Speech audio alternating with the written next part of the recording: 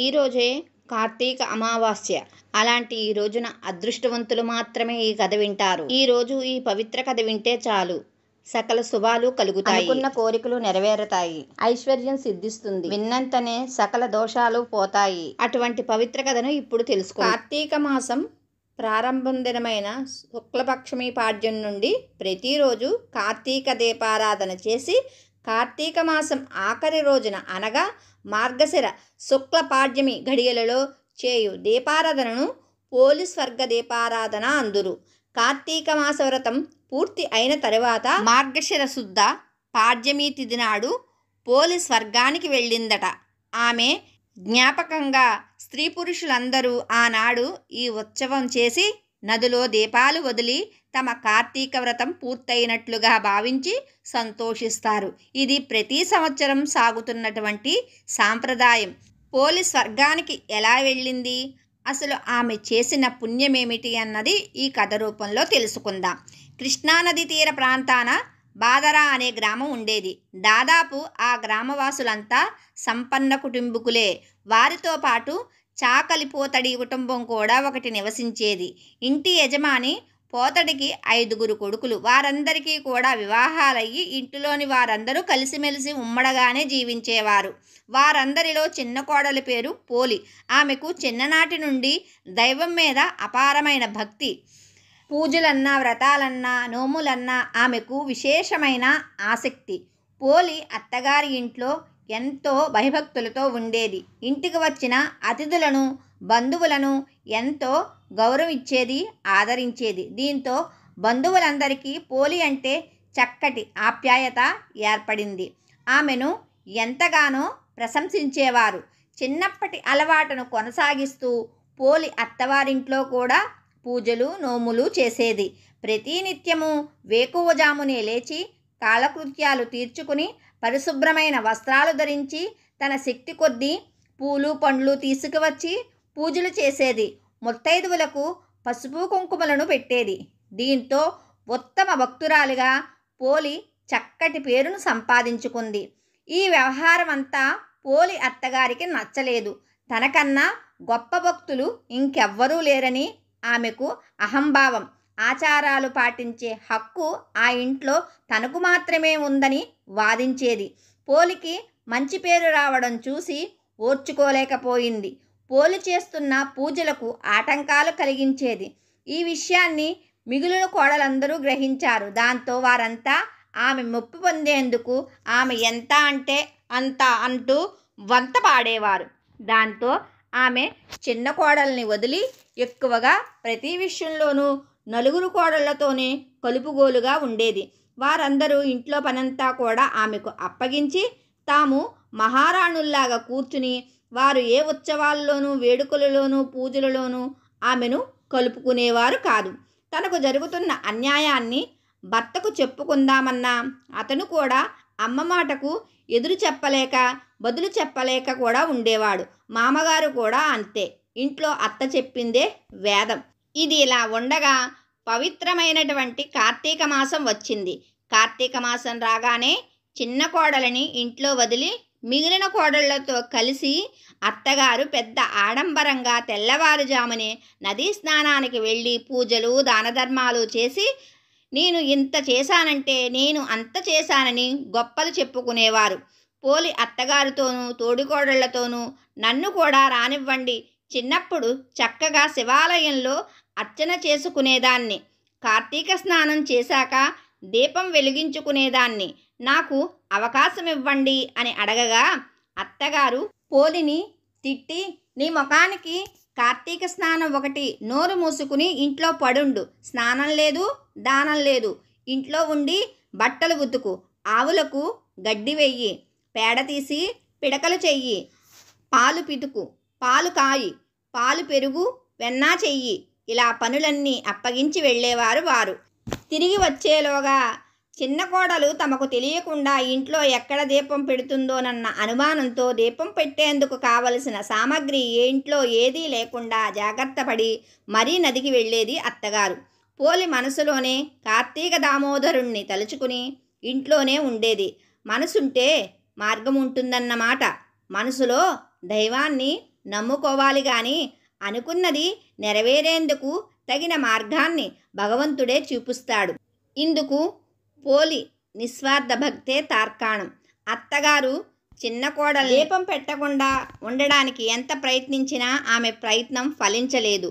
పోలి నిత్యము ఏదో విధంగా దీపం వెలిగించేది. అయితే ఆ దీపం వెలిగించేందుకు ఆమె ఎంతో కష్టపడేది. అయితే ఆ కష్టాన్ని కష్టంగా కాక ఇది భగవంతుడు తనకు పెడుతున్న పరీక్షగా భావించి ఆయన్ని మనసులోనే స్మరించుకుంటూ ఇంటి దగ్గర ఉన్న నూతి వద్ద స్నానం చేసి పెరట్లో ఉన్న పత్తి చెట్టు నుండి కొద్దిగా పత్తిని తీసుకుని దాంతోనే ఒత్తిని చేసేది. మజ్జిగ చిలికిన తర్వాత వచ్చిన వెన్న కవ్వానికి అంటుకున్న వెన్నను తీసి ఆ ఒత్తికి రాసి దానిని అరటి దొప్పలో పెట్టి వెలిగించేది. ఆ దీపాన్ని తులసికోట వెనకాల పెట్టి ఓం నమో నారాయణాయ నమః అని భక్తి శ్రద్ధలతో ఒక నమస్కారాన్ని చేసి మళ్ళీ తన పనిలోకి జొరబడేది.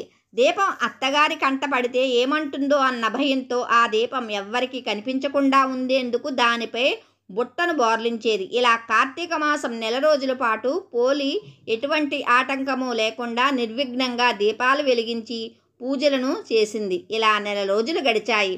కార్తీక మాసం చివరకు వచ్చింది. ఆ రోజు అమావాస్య. ఈ ఒక్కరోజు పరమాత్మ కృపాకటాక్షాలతో దీపం పెట్టగలిగితే అనుకున్న ఆశయం నెరవేరుతుంది. కాబట్టి ఈ చిన్న కోరికను నెరవేర్చు తండ్రి కార్తీక దామోదర అని మనసులో భక్తి శ్రద్ధలతో స్మరించుకుంది. కార్తీక మాసం చివరి రోజు కావడంతో ఆ రోజు కూడా నదీ స్నానం చేసి ఘనంగా దీపాలు వదిలిపెట్టేందుకు అత్తగారు మిగిలిన 4 కోడళ్లతో కలిసి నదికి బయలుదేరింది. వెళ్తూ పోలికి ఇంటిడి చాకిరీ అప్పగించి వెళ్ళింది. నేను దీపాలు వెలిగించి ఇంటికి వచ్చేసరికి ఒక్క పని కూడా మిగల్చకుండా పూర్తి చెయ్యాలి, లేదా తగిన శిక్ష అనుభవిస్తావు అంటూ హెచ్చరించి వెళ్ళింది. అయినా దైవాన్ని నమ్మిన పోలి రోజువారీ పనులే కాక అత్తగారు తనకు అప్పగించిన ఇతర పనులన్నీ కూడా భగవత్కృపతో సునాయాసనంగా పూర్తి చేసి రోజూ మాదిరిగానే కార్తీక దీపం వెలిగించుకుంది. పోలిని దీపం పెట్టనీయకుండా నీచపు బుద్ధితో అత్తగారు ఎన్ని ఆటంకాలు కల్పించినా వాటన్నిటినీ అవలీలగా పూర్తి చేసి ధర్మాన్ని దైవాన్ని నమ్ముకున్న పోలిని చూసి క్షీరాబ్దివాసుడైన శ్రీహరికి ముచ్చట వేసింది. దాంతో పోలిని బొందుతో అంటే ప్రాణం ఉండగా శరీరంతోనే స్వర్గానికి రప్పించుకునేందుకు పుష్పక విమానాన్ని పంపించాడు వైకుంఠవాసి అయిన పరంధాముడు. సరిగ్గా అదే సమయానికి అత్తగారు 4 కోడళ్ళు ఇంటికి చేరుకుంటున్నారు. పైనుంచి తేజోమయమైన కాంతిపుంజం ఒకటి కిందకి వస్తుందా అన్నట్లు పోలి ఇంటి ముందుకు వచ్చి నిలిచింది ఆ దివ్యమైన దేవతా విమానం. ఆ విమానాన్ని చూసిన అత్తగారు తోడి కోడళ్ళు ఏమనుకున్నారంటే, మేము ఎంతో భక్తిభావాలతో ఇన్ని రోజులు కూడా నది వద్దకు వెళ్ళి ఆ శివయ్యకు దీపం సమర్పించాము. కాబట్టి ఆ దేవుళ్ళందరూ కూడా మా కోసం ఈ పుష్పక విమానాన్ని పంపించారు అని మురిసిపోయి పరిగెత్తుకు వస్తారు. దేవతలంతా పోలిని అందులోకి సాదరంగా ఆహ్వానిస్తూ చెయ్యి అందించి మరీ లోపలికి కూర్చోబెట్టుకున్నారు. పోలి దివ్యమైన వస్త్రాభరణాలతో దేవతా స్త్రీలాగా మెరిసిపోతూ కనిపించింది. అయితే అది తమ కోసమే వచ్చిందనుకుని భ్రవిస్తూ మురిసిపోతున్న అత్తగారి ఆశలన్నీ అడియాశలు అయ్యాయి. అత్తగారు కోడళ్ళు దేవదూతలను చూసి ఇలా అడుగుతున్నారు, మేము కార్తీక మాస నెల రోజులు స్నానాలు దానాలు వ్రతాలు చేశాము. ఈ పోలి ఏమీ చెయ్యలేదు. అయినా ఈమెకు స్వర్గలోక ప్రాప్తి ఎలా లభించింది? ఇన్ని పూజలు చేసిన మాకు ఏమీ లేకపోవడం ఏమిటి అని ప్రశ్నించారు. దానికి వారు ఈ విధంగా సమాధానం చెప్తున్నారు. ఈ పోలి భక్తి శ్రద్ధలతో మనసులో కార్తీక దామోదరుణ్ణి నిలుపుకుని వీలున్నంతలో ఆవు నెయ్యితో దీపం పెట్టి మొక్కింది. ఆమెను దీపం పెట్టనీయకుండా దుర్బుద్ధితో అత్తగారు ఎన్ని ఆటంకాలు కల్పించినా అన్నిటినీ తన అచంచలమైన భక్తితో అధిగమించి కార్తీక మాసం నెల రోజులు ఒక్కరోజు కూడా మానకుండా దీపం పెట్టిన పోలి భక్తికి శ్రద్ధకి పరమానందుడు ఎంతగానో పరవశించాడు. ఆమె భక్తికి సంతోషించిన నారాయణుడు పుష్పక విమానాన్ని పంపించాడు. మీరు ఆడంబరాల కోసం ఒకరు చూసి మెచ్చుకోవాలనే అభిప్రాయంతో స్నానాదులు చేశారు. అందుచేత మీరు చేసిన దానికి ఫలితం అంతంత మాత్రమే. భగవంతునికి కల్మషం లేని మనసు, ఆడంబరం లేని పూజ, నిర్మలమైన భక్తి తప్ప మరేమీ అవసరం లేవని దేవదూతలు వివరించారు. ఎలాగైనా పోలితో పాటు తాము కూడా స్వర్గానికి వెళ్ళాలనుకుంటూ పోలి కాళ్ళు పట్టుకుని వేలాడే ప్రయత్నం చేసిన ఇసుమంతైనా ప్రయోజనం లేకపోయింది. విమానంలోని దేవదూతలు పోలికి మాత్రమే స్వర్గానికి చేరుకునేటటువంటి నిష్కలమైన భక్తి ఉంది, మనసు ఉంది అని చెబుతూ వారిని కిందకు దించేశారు.